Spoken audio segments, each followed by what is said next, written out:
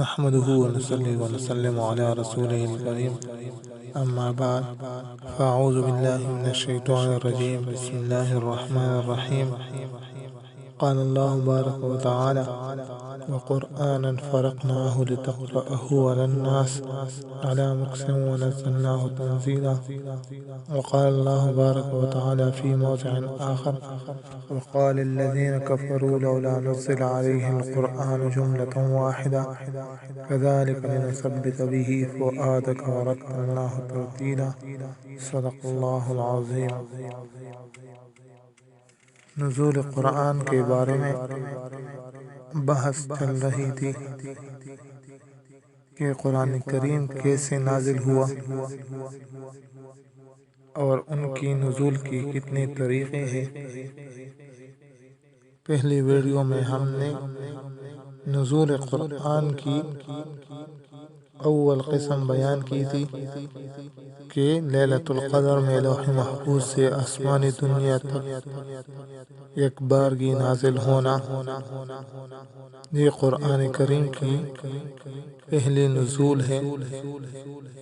Number 2، آسمانی دنیا سے زمین تک 23 سال کی مدت میں الگ الگ نازل ہونا۔ اس ویڈیو میں ہم دوسرے قسم بیان کریں گے۔ ان کی تفصیل کچھ یوں ہے کہ آسمانی دنیا سے نبی اکرم صلی اللہ علیہ وآلہ وسلم کے قلب مبارک پر 23 سال کی مدت میں جو بعثت سے آپ کی وفات تک ہے، توڑا توڑا اور الگ الگ ہو کر نازل ہوا ہے۔ یہود اور مشرکین نے قرآن مجید کے مفرق نازل ہونے پر نبی اکرم صلی اللہ علیہ وآلہ وسلم پر عیب لگایا اور آپ سے خواہش ظاہر کی کہ وہ یک بارگی نازل ہو، حتیٰ کہ یہود نے آپ سے کہا، اے ابو القاسم، یہ قرآن یک بارگی کیوں نازل نہیں ہوا جیسے کہ حضرت موسیٰ علیہ السلام پر تورات نازل ہوئی ہے؟ تو اللہ تعالیٰ نے ان کے رد میں یہ 2 آیتیں نازل فرمائی: اعوذ باللہ من الشیطان الرجیم وقرآنا فرقناه لتقرأه على الناس على مكث ونزلناه تنزيلا. وقال الذين كفروا لولا نزل عليه القرآن جملة واحدة كذلك لنثبت به فؤادك ورتلناه ترتيلا.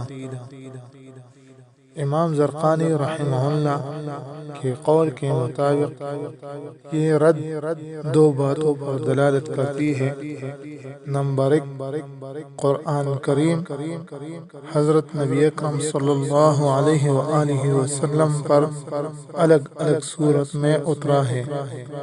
نمبر 2، کہ اس سے پہلے کتب سماویہ یک بارگی نازل ہوئی ہے، جیسا کہ جمہور علماء کے درمیان یہ بات مشہور ہے۔ امام زرقانی رحمہ اللہ نے اس پر اجماع نقل کیا ہے۔